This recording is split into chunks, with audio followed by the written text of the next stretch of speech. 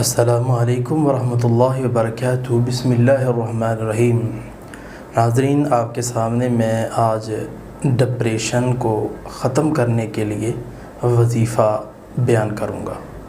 سب سے پہلی بات آپ یہ نوٹ کر لیں، حدیث میں یہی بات آتی ہے کہ اچھی اور بری تقدیر پر آپ راضی رہیں، یعنی کہ اللہ تعالیٰ نے جو آپ کے مقدر میں لکھ دیا ہے اس پہ راضی رہیں، اللہ کی تقسیم پر راضی رہیں۔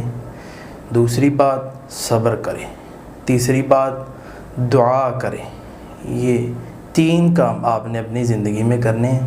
اس کے ساتھ ساتھ آپ نے یہ وظیفہ شروع کر دینا ہے جو کہ بہت ہی آسان ہے، جو کہ حضرت فاطمہ رضی اللہ تعالی عنہ کو نبی صلی اللہ علیہ وسلم نے فرمایا تھا، یا حی یا قیوم برحمتک نستغیث اصلح لی شانی کلہ ولا تکلنی الی نفسی طرفۃ عین۔